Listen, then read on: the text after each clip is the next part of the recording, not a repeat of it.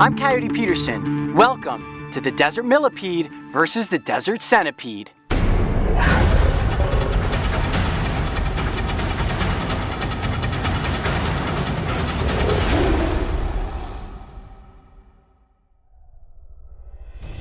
Venturing into the nighttime desert is not for the faint of heart, as this cactus-strewn ecosystem is laced with a plethora of nocturnal predators. Whether it be scorpions, spiders, that right there is a black widow, sulpugids, or vinegaroons, these arachnids are certain to be on the prowl as they use the cover of darkness to silently hunt for their prey. Look at that! Does that thing not look like an alien? All arachnids come equipped with 8 legs, and most are also armed with a set of fangs or a venom-injecting stinger. That is the most venomous species of scorpion in the United States. And he's on my hand.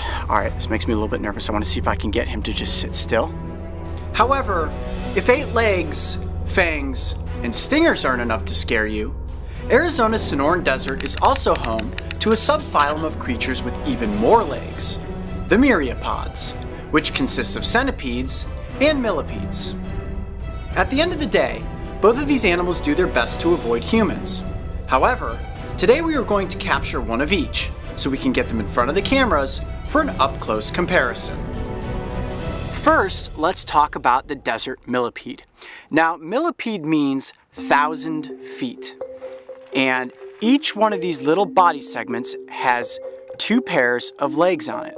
Now, there's no way that I'm going to get underneath this creature and count its legs, but I can tell you from it crawling across my arm that there are a ton of them tickling me right now. It feels like a bunch of little tiny pieces of Velcro grabbing onto your arm hairs. Despite the name, there isn't actually a species of millipede on the planet that has 1,000 feet. On average, they have around 400, with the record being 750, more than any other animal in the world. These myriapods have very poor eyesight. They have very simple eyes up front, so they're really using these antennae to help them navigate through the environment. And you'll see as he dances up in the air like that, he's basically looking for what his next move is going to be. If he can't feel anything with those antennae, he's kind of like, whoa, I've run out of road here. And until he bumps into something that he can walk on, he's just going to stay put until he can get those front legs planted. Now, the millipede doesn't have many predators, and that's because these little myriapods are actually poisonous. They do have glands that run along the side of their body, and if they are really threatened, they will secrete a nasty orange fluid, and it absolutely stinks. I actually got it all over my hands the other night. Now, if you get this poison on your skin, all you need to do is wash your hands with soap and water, and you'll be just fine. Now, I'm completely comfortable with millipedes. They don't bite. If it doesn't bite, it can crawl all over me all that it wants. But the centipede is a whole different ball game. And we're gonna get that guy out in a second and get a close look at that venomous little desert dweller. The desert millipede is virtually harmless to humans. And if you encounter one in the wild, just admire it from a safe distance. Okay, now we're on to the part of the episode that I have been dreading. There is no good way to do this. You just have to plop him out and go for it. All right, here we go. Ready? Oh boy. Now he's kind of like, oh, I'm on the ground and I'm on the move. Desert centipedes can inflict a very painful and venomous bite. So I stress, never attempt what I am doing. Okay, there we go. Now that I have his head under control, and more importantly, those fangs, I feel a lot better about this situation. Oh, look at how creepy that little desert creature is. Now, what's really interesting is that the centipede means 100 feet. Each species of centipede varies. There's no way that this one has 100 feet, but as they continue to grow and their body segments elongate, they grow more legs. Now, one major difference between the centipede and the millipede is that the centipede has a very flattened body. This allows them to fit into crevices between rocks and allows them to glide very quickly over the surface of the desert.